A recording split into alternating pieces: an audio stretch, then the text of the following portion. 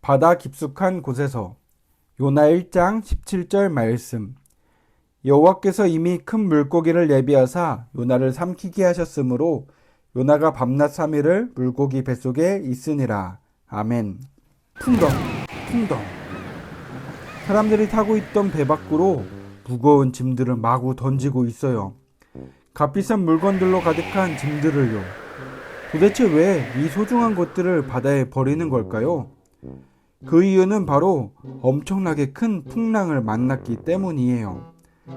배를 곧 삼킬 것 같은 큰 파도가 쉴 새 없이 덮쳐오는 상황에서 목숨만이라도 구하려면 빨리 무거운 짐들을 버리고 배를 가볍게 만들어야 해요.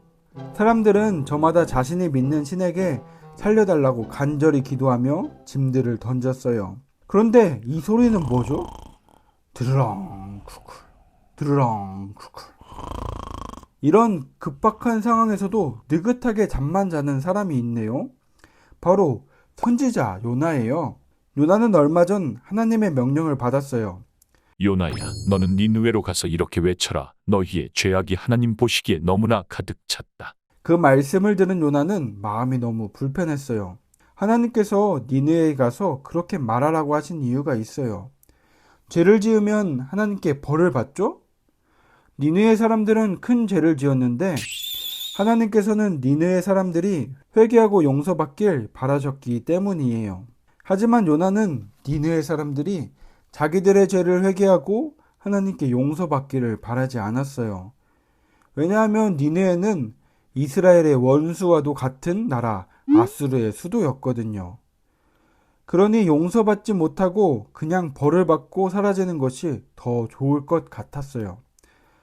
그래서 요나는 하나님의 얼굴을 피해 니느웨와 정반대에 있는 다시스로 가는 배에 올라탔어요. 그렇게 하나님 말씀에 불순종하고도 마음 편하게 배 밑바닥에서 쿨쿨 자고 있던 거예요. 쾅쾅쾅! 문이 부서지도록 두드리는 소리에 요나는 깜짝 놀라 잠에서 깼어요. 이 배의 선장이 문을 세게 두드리고 있었어요. 아니, 밖에는 난리가 났는데 당신은 잠이 옵니까? 어서 당신의 하나님께 살려달라고 기도를 하시오. 심각한 상황임을 깨달은 요나는 곧장 배 위로 올라갔어요. 배가 큰 파도에 휩쓸려 침몰할 위기에 처했고 사람들은 도대체 누구의 잘못으로 이런 재앙을 겪게 되었는지 알기 위해 제비뽑기를 시작했어요. 결과는 어떻게 되었을까요? 요나가 뽑혔어요. 그 순간 요나의 얼굴이 어두워졌어요. 이 모든 일이 자기 때문인 것을 알았기 때문이에요. 요나가 말했어요. 여러분, 나는 하나님을 믿는 히브리 사람입니다. 이 모든 일은 하나님께 불순종한 나 때문에 생긴 일입니다. 나를 바다에 던지면 이 풍랑이 잠잠해질 것입니다.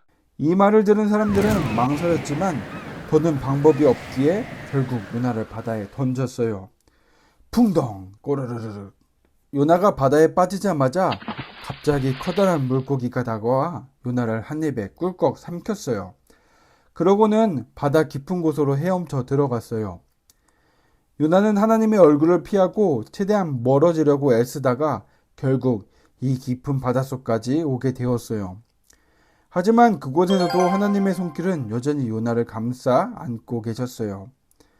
물고기 뱃속에 무려 3일이나 꼼짝없이 갇혀 있었지만 아무데도 다치거나 상한 곳이 없이 무사했어요.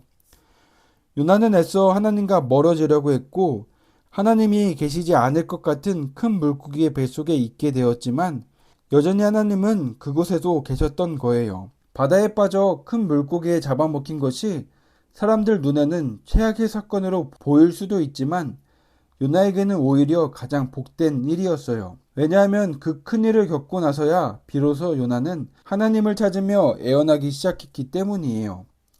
사실 그 전까지 요나는 고집불통이었어요.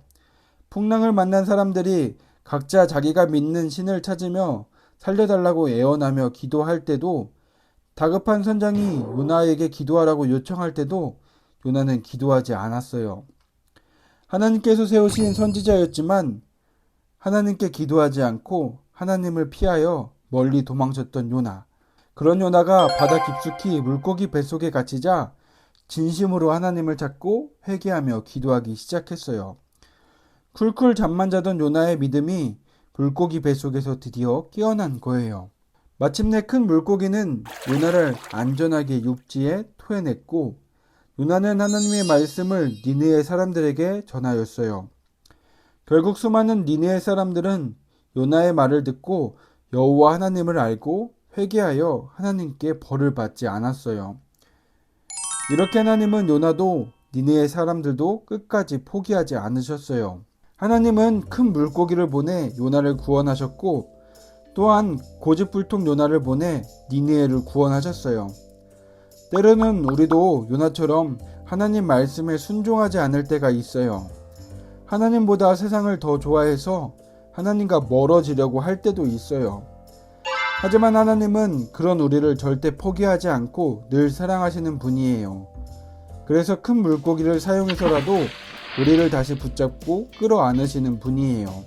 요나가 큰 물고기에게 삼켜진 것이 불행이 아니라 은혜인 것처럼 우리에게 생긴 불편한 상황이 오히려 우리를 가장 좋은 곳으로 이끄시는 하나님의 계획일 수도 있답니다.